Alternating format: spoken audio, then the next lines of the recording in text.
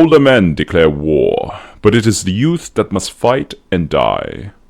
As the sounds of tattered boots stomping and disturbing the disgusting mixture of mud and vine echoed through the swampland, something clicked among the men of the lonely platoon. Perhaps they had been in these scrotum-chalking, starchy uniforms forever stained with blood and tears, or the heavy packs of necessities and munitions that, if anything, would just slow them down, should something actually attack them. Or maybe it was the thought they had been trotting through the godforsaken jungle for little under a decade. But one thing was certain. Something in these men just snapped. They felt a desire for death. Perhaps the sudden clicking and whispers in the fog set them off. Someone screamed, "Bouncer!"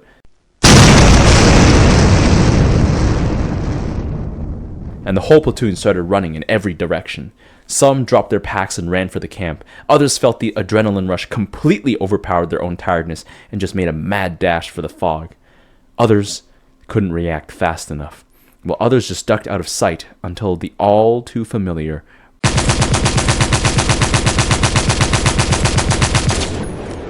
of machine guns finally sounded.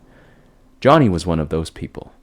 After the battle sounded far away enough, he jumped up and made a beeline for the camp. When the explosion hit, all he managed to feel at first was the stone dig into the back of his skull with a swift, wet crunch. Blackness. What's happening? Am I dead? Something burns. A flash of comprehension explodes in my mind. It disappears just as quickly. I hear the generic screams and war cries of men, as well as the all too familiar sounds of bullets flying and the swamp exploding, before I'm stolen away to the soundless and lightless void I had previously resided in.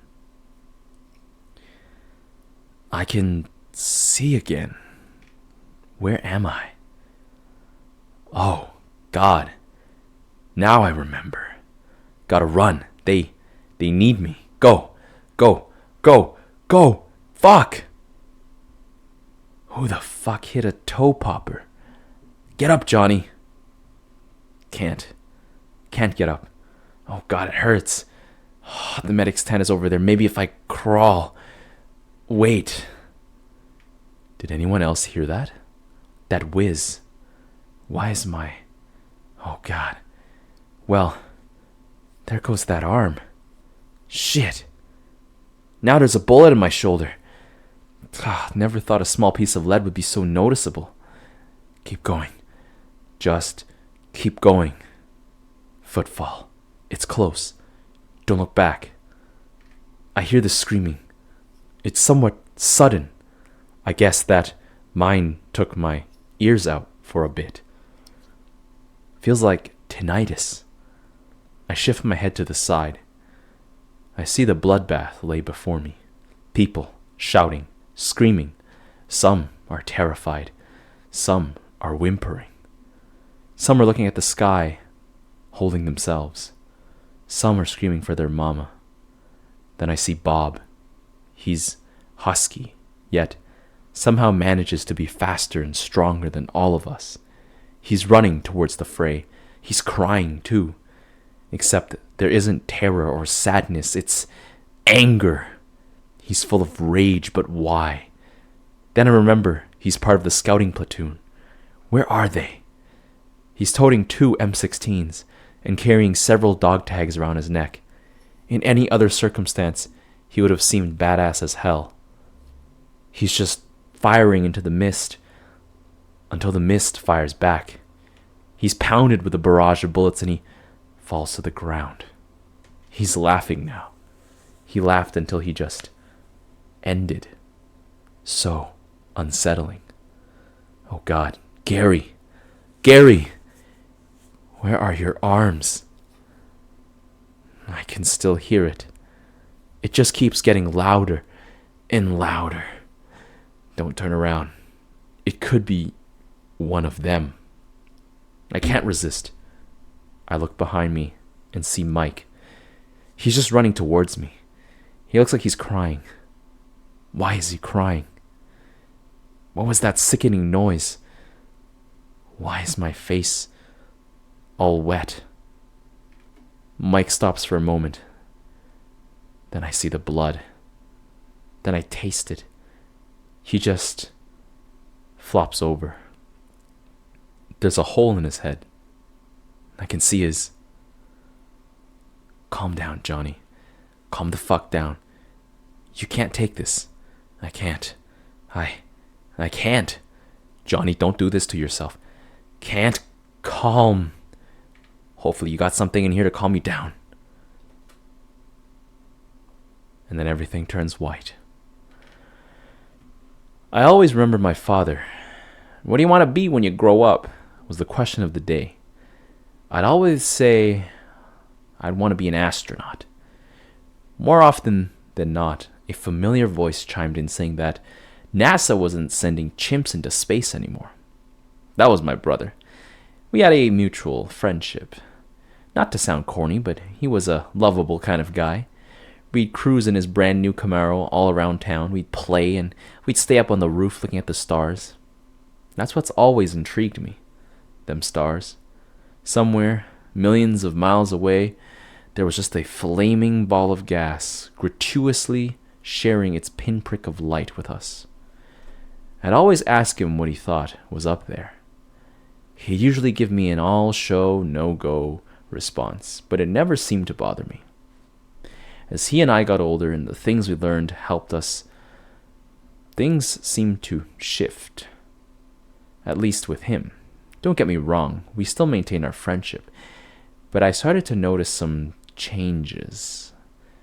The one that most confused me was his behavior during our roof campouts, if you could even call him that. Sometimes while I just closed my eyes and let myself become lost in my thoughts, I'd hear him cry. I'd always just shoot him a look, but all I ever managed to see was a tear streaming down his face. I never understood why. But hey, we're brothers. At the end of the day, we're all tight in the family. Even my other friends couldn't compete with that. When he was happy, I was happy. I was happy when he aced his tests. I was happy when his first college of choice accepted him. And when he brought home his new Bessie, I don't know. She wasn't menacing or suspicious and was auspiciously friendly and seemingly kind-hearted. She almost had a child's naive sense of wonder and tolerance. Something just always rubbed me the wrong way with her. Maybe it was the announcement those many months later that they were getting married. When the draft kicked in, I didn't try anything. I knew when my date was called I was going. Some friends of mine sprayed goop in their eyes to flunk the physical. Do I wish I joined them? I don't know. Boot camp wasn't nearly as bad as it sounds. True, it could easily have been some nightmare-inducing shit, but I just didn't see it. Let me tell you, we had to shave everything. Everything. We were informed of our targets as well. Some country, born from a rebellion against France, oddly enough, was in a civil war. It was a fairly infantile country. How the U.S. had formed such diplomatic relations that it felt obliged to step in, I'll never know. We weren't even to refer to our enemies by their, I guess, politically correct names. We call them gooks, some dinks. That still gets a chuckle. When we finally got overseas, it was just bad. Boggy, rainy, like the bayou, except like 100 times more depressing and boring. That was when I met Jack. Jack was a lot like me. Clean-cut, fair-haired, well-built, and bespectacled. Jack was a bit of a coward. He just couldn't bear being out in the field. Maybe it was the killing, or the possibility of seeing brutal gore. He was profoundly talented in one field, though. He was the medic. It's odd, if he was squeamish due to gore, how he'd be comfortable with healing the gore. Whatever. We set up camp, somewhat of a stronghold, and tried to hold down. We had night watchmen. Each man had a shift. A shift lasted a night. Most of the time, we were too paranoid to sleep anyhow. So, this wasn't an extraneous task for any of us. The one night I did sleep, I got my first taste of hell. screaming, crackling, popping. I awoke with a jolt to find the silhouettes of men falling over, sudden fountains appearing over their bodies, small lights lighting the barrels of Mat 49s. Our watchman fell asleep. I heard a loud shriek and turned to find a gook struggling with one of my comrades holding a knife. I don't know what came over me, but I tackled him, and I ripped the knife from his hands. I plunged it into his head. I had taken my retribution. As my unbridled rage died off, I snapped out of it. I turned to find my comrade on his back staring at me. He was grateful, no doubt, but he looked bewildered. I like to say from that point I fought tooth and nail for my brothers, but I didn't. I ran. I ran, spewing vomit and with tears pooling out of my eyes. The Bible says, "Thou shalt not kill," and yet I did. Maybe it felt good? I don't know. The aftermath sure as fuck didn't. I turned to see I wasn't alone. Jack had ran too. We stopped to catch our breath and waited. After a while we went back. Cover story? Jack found me while sweeping the grounds for survivors. My victim's blood was in fact from my own wounds. It worked. The Bible also said, "Don't lie." All is fair in love and war, I guess. That night I had a horrid nightmare. The same scenario played out. Only when I came to stabbing the gook, he wouldn't die. He'd flop, come back up, and try to kill my friend. I kept cutting him down, but each time he released an increasingly blood-curdling, guttural scream. Finally, when I found I no longer had the energy, the man finally stayed down. I turned to my comrade only to find he was my brother. He looked at me, smiled like a demon, and said, "Congrats, you're a killer now." I didn't sleep much for the following weeks. Things just got worse as we went north. Soon, the group noticed some men diverging from the path while we went past villages. In retrospect, it wasn't hard to figure out what they were doing. One night, Jack decided to tag along. I waited up for them, saying I'd cover a man's shift. They all returned in the dead of night. I'd kept myself lively, whistling some patriotic tunes. What nearly scared me half to death was the sound of some men suddenly joining me in the midst of the star-spangled banner. They all looked ungodly. They had a demented and rapacious look in their eyes. They seemed angry. All except Jack. His bug eyes open, remaining diluted and non-diverting, his skin as white as snow. He was shaking, perhaps. He sat down next to me, looked at me, and started trembling. He was trying to say something like, "I didn't do anything." But all he managed to get out was little more than a chattering blubber. He was shocked. He seemed off. I say off because there's no real word I can muster to describe it. Picture mortification to the nth degree and then some. All I could think about what he didn't do. He simply raised quivering arms and pointed to an ever so slightly orange glow in the distance. What? The sun? What's so bad about the sun? Then it hits me that the sky is still dark as hell. That ain't the sun. What is it then? And then it clicked. Fire. Fire in the distance. The village. As if I had been teleported to the very site of the burning, I heard tiny shrieks. They set the whole place on fire. I looked back at Jack, and the final piece of the puzzle clicked. They had been raping them. The next day I saw one of them walking a bit faster than usual. No, not diverging from the path, coming towards us. He was the ringleader, without a doubt, and he came up, chuckled, and nudged Jack on the shoulder. "Some party last night, eh?" he said playfully. "You know, if you keep acting like a pussy, people will think you don't like girls."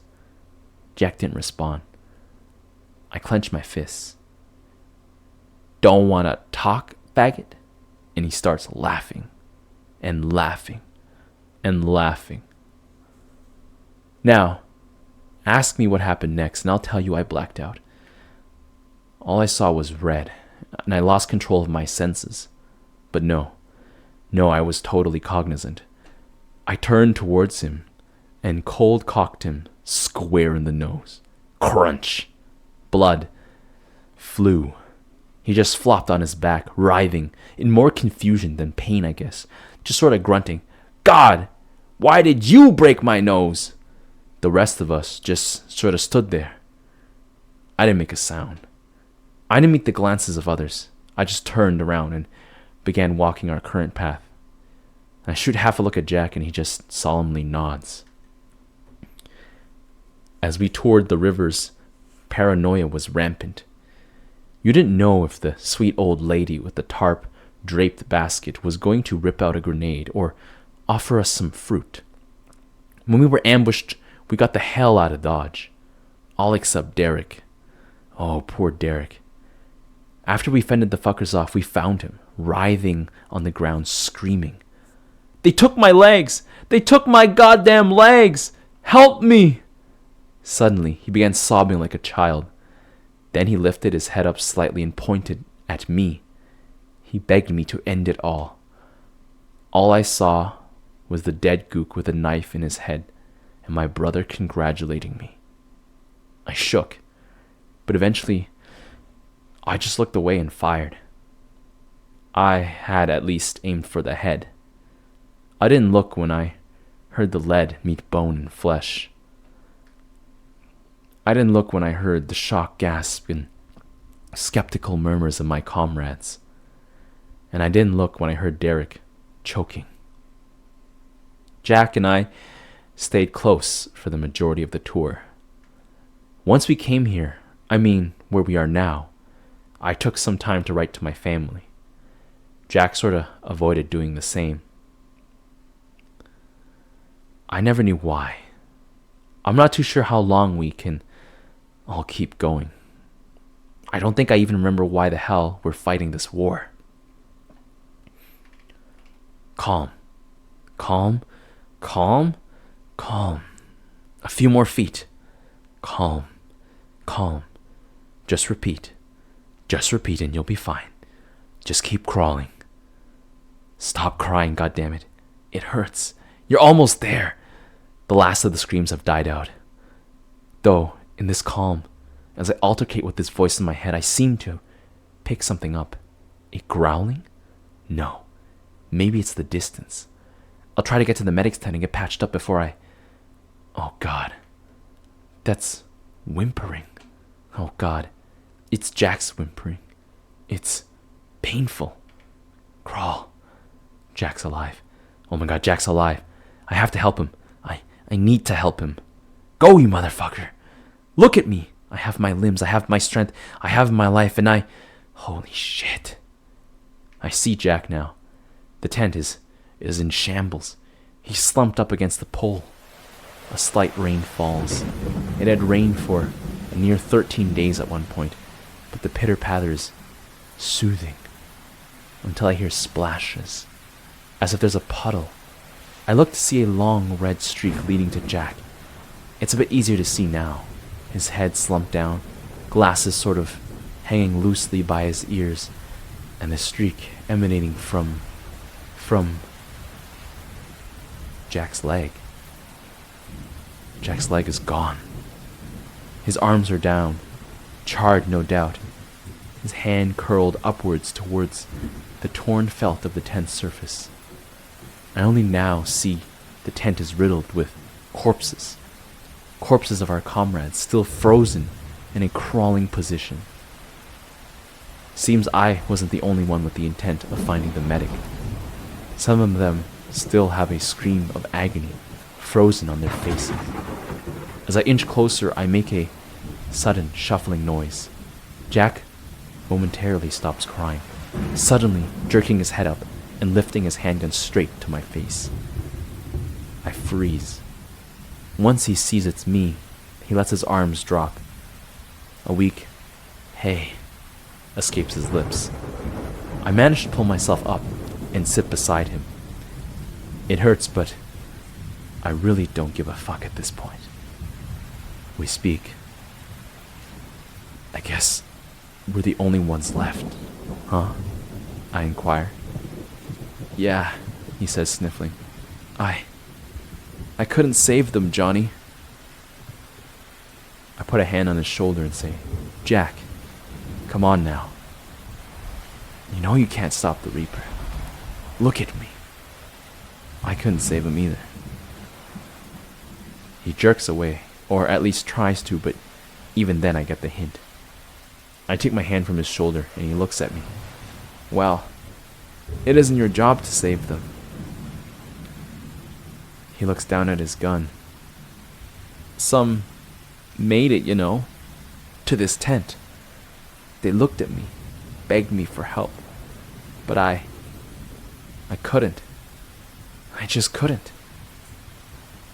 The few who lived long enough to realize that just looked at me and then begged me to make it stop. So I did what I could. He motioned to the gun, and I understood. Jack, listen. You think I didn't want to help anyone? Look at my face. Mike's fucking brain is in my hair. I have blood on my teeth. And some stupid dick hit a mine and torched my back. That's when I heard his quivering voice turn into a full-out weeping. Johnny, I was that stupid dick. I was shocked. I went out there to fight and die with my brothers, and I fucked everyone. I lost my leg, man. I almost cried too. He continued. Well, this is it, Johnny. The end. We're both gonna die. Because I fucked us all. I fucked us all. With that, he suddenly threw his gun up and fired once into the air. The thunderous bang echoed throughout the barren wasteland of smoke and corpses. The recoil caused Jack to wince. Then, we heard a nightmarish sound. Voices. Voices and footfall. There were more of them. And now, they knew where we were. Jack looked mortified. Oh God, Johnny. Johnny, I'm so sorry. And with that, he put the gun underneath his chin. I got one bullet left, Johnny. He closed his eyes. Listen to me. To your right is a box of rounds. It's not much, but at least you'll die a hero's death. I guess, save one for yourself. I was terrified. Quickly I responded, Jack, don't do this. They would have had to sweep through here anyway, and they'd find us. Don't do this, man. Jack turned to me, his gun still firmly in place. Johnny, listen. I know I got duties. I fucked us all because I try to feel like something that I'm just not. A hero. Sure, my family will be sad and all, but really, we'd die anyways.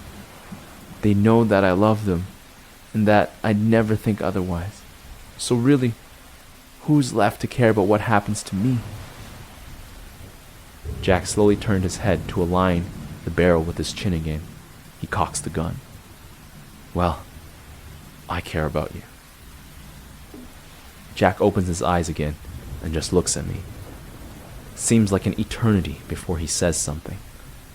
Well, maybe you're the only one.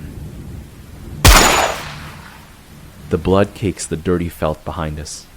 Jack slumps over onto my lap. His head rolls over, and our eyes meet again. And yet, it is peaceful. I hear the footsteps and voices grow ever louder. I shut Jack's eyes and shed a tear or two. I grab the gun. I don't even bother putting in the mag.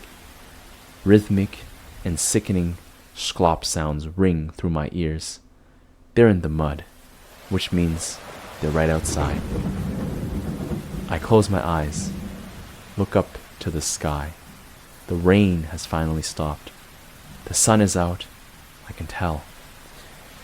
I feel the heat on my face and the light illuminating my closed eyelids. I chuckle. as I hear the tense ripples fly open. I'm at peace. An end. 2 fatalities, sir. Looks like they got to him. Goddamn dinks. I know that voice. Is that? Wait, one's opening his eyes. Corporal Bishop, we got one. My S.O.? A pair of hands suddenly grip my shoulder. Another lifts my head up to meet theirs. It's alright, son. You're safe now. We're taking you to a doctor. You're gonna be fine. They were our men? I look to Jack. 2 men dressed like him are around him. One grips his wrist. The other kneels beside him. One of them shakes their head. Oh, God. No. One of the men before me carefully takes me and throws me over his shoulder. He and the others start running from the tent. I see everyone. I see Gary. Even without arms and a leg, he still has a peaceful look on his face. I see Mike. I see Bob. And Jack's body just seems to fall away. Oh, God. No. I'm in a chopper now. They say I'm headed south for treatment. Oh, God, no. I overhear chatter that their forces have secured the capital city. It's all over. Oh, God. Oh, God. We're pulling out. Jack. We were given no thanks when we returned home. We were ignored. We were essentially abandoned. The home of the brave can't get over a loss, and so they blame the kids, not men. Kids that fought for them. You see a man from Iraq or the Middle East, you thank him. For what? What will happen to America if we lose one of those wars, huh? Shit that happens there is gonna happen anyhow.